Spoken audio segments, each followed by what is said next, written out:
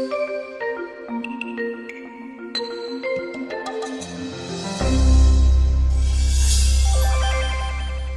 I'm Teri Kollath, and I'm here today with Wayne Swanson of Turban. We're speaking about his next class in the Academy of Lifelong Learning. This time he's going to focus on the Supreme Court with us. Thank you for joining me, Wayne. Pleasure. It's always nice to talk to you at a time when you are ahead of the curve on breaking news. Hopefully, yes. And as we record this, we're waiting for President Trump's announcement. Yep, this will happen in about 10 hours. In about 10 hours. Yes. So we're talking before we know who the nominee is. But I think we have a pretty good idea of what kind of person he's going to be looking for. It's clearly going to be somebody who's young and who could last a long time on the court, and somebody who is probably pretty conservative. There are three names that have been bandied about, which I'm not going to tell you now. But you know, there's always a possibility that this president may like to pull a surprise. That is very true. And surprise the media and surprise everybody else. So we'll see. Let's talk a minute about the Supreme Court. You're going to explore it with us.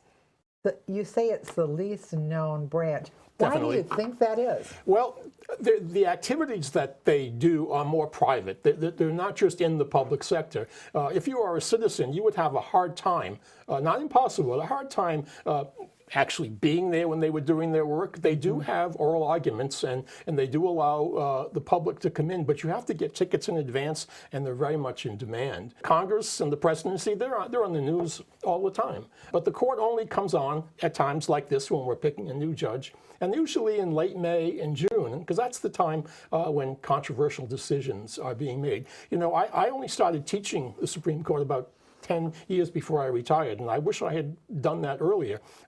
It's a fascinating institution. I like the Supreme Court. I don't like all of their decisions all the time, but I like the role that it plays in our political system, and I like the way they operate. And I think that's what I hope to convey to the people who attend my class on the 13th. What do they do? How do they do it? How does a case get to the Supreme Court? And what do they do when it gets there? There are a lot of surprises. I'm sure everybody will be surprised at some of the things that happen and don't happen. Sure. And I wonder if we don't often need a little more explanation about what they said and why. I know I look to public television, Marcia Coyle. Sure. She always explains to me, right. Yep. You know, what did they mean and what does this mean? And sometimes it's very subtle. Sometimes because there are 9 individuals and they don't all agree, and so when they convey their opinions, they sometimes have to write their opinions in a way that satisfies 9 different people. There is the option, of course, for judges to dissent, which they do, but particularly when you're framing the majority's opinion, if there are different rates of agreement, or some people think one thing is okay, another thing, but they both agree with the decision, you really have to be very careful in terms of. And the court doesn't like to get too far ahead of public opinion. They like to let the issues percolate a little bit in public opinion before they go out too far. So it's as it should be, right? Yes, sure. Yeah, as it is. Yeah. Why do you think, and you know more about this than most of us, having focused on the Supreme Court, what do you think our founding fathers were thinking? That's an interesting question, because I'm going to begin by telling them how little there was in the Constitution about it and how unsure they were. A lot of people think that our Supreme Court and the power of judicial review, which they have, is kind of an American invention. That there wasn't a lot of history in the world before that with this kind of institution, that you would give conceivably a lot of power to 9 elected people who have a lifetime appointment and whose salary cannot be reduced. What are you doing here? But you have to, when you look at the court, you have to look at it in the context of the whole political system. I do think that the justices, the founding fathers, would not have anticipated what we have today.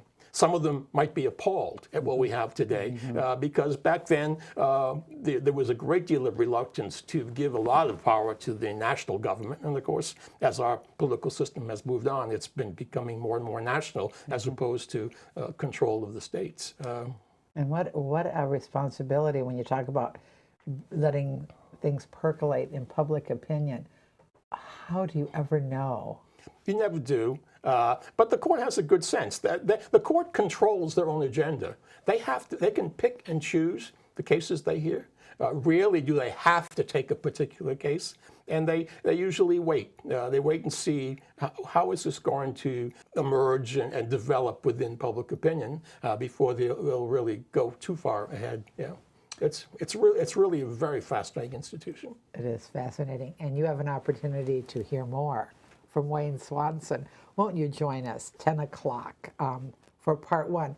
Amazingly enough, it's going to take at least 2 sessions to describe this. Now, one of the problems I have in putting these together is I always have more stuff than I think I can do in the 2 classes. So yes, there's a lot to cover, and I'm looking forward to it. So am I. Please join us part 1 and part 2, Monday and Wednesday. Wayne Swanson of Turban, exploring the Supreme Court.